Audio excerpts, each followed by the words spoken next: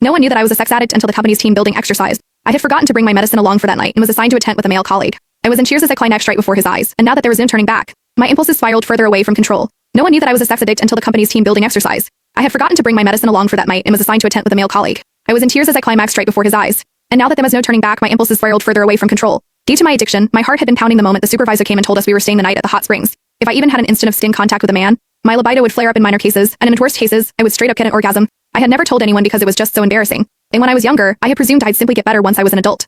That was until I realized the symptoms were getting even more out of control, and there was that one time I almost moaned out loud in public. Fighting back the embarrassment that almost killed me, I went to the doctor and got some medicine. However, I had forgotten to bring my medicine as this team building exercise was organized out of the blue, and very far from my home. Even as I fought against the fear eating me inside, warning myself to restrain myself and stay well behind, our supervisor suddenly announced, "Sorry guys, all the rooms have been booked till we have tents. There aren't many, so we're just going to have to make do. Ruth, you're going to Dean's tent." And that was how we got to the situation right now me, a sex addict with no meds within reach, following the burly man into the tent. I did my best to keep to a corner in the tent, biting my lip and closing my eyes, while telling myself to fall asleep as soon as I could before the last dosage lost effect. But that was when Dean came to me. "What's wrong?" he asked. I could feel his body warm from my back and my skin was already crawling. "Nothing. Please, just stay away from me." But even as the stimulation extended from my skin to the rest of my body, I knew the pain was coming. I checked my phone and only saw that it was midnight 6 hours since I had last taken my pills. It was losing effect soon. Soon my whole body was shuddering, while there was a warm stream gushing out between my legs. I kept my head buried between my legs and did my best not to look at Dean. People would mock me for being a skank if he noticed my condition, and I couldn't bear to stay in the company at that point. Meanwhile, Miles Hendricks, the other colleague in the tent, was already snoring out loud. I kept clenching my knuckles, my own nails digging into my palm. The pain calmed me somewhat, and I told Dean, "Sorry, I'm not distancing myself, I'm just not feeling well." Never could I have expected Dean to move toward me without another word, reaching out with his large, warm palm and pressing it over my forehead. Even as he held his palm steady, I found myself staring at his chest and nothing else. I could also see that distinct collarbone and chiseled chest under his shirt. I seemed to tighten at the very next second and orgasm amid my embarrassment, and the ensuing moan could barely be stifled. Worst of all, I was trembling even worse after I orgasmed, and Dean could clearly feel me shaking.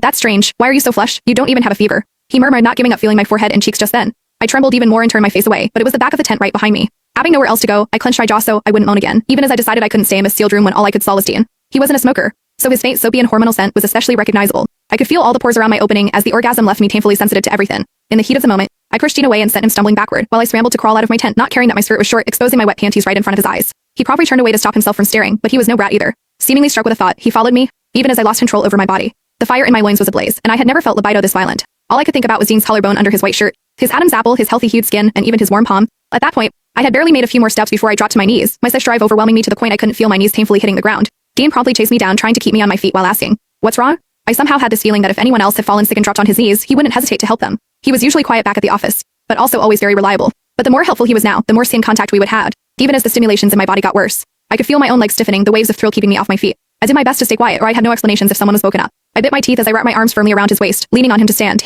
It was the first time I had ever touched a man this intimately, and I didn't care that I was pressing my breasts against him, as I kept inching upward to his chiseled ABS. Even then my mind could almost be blank.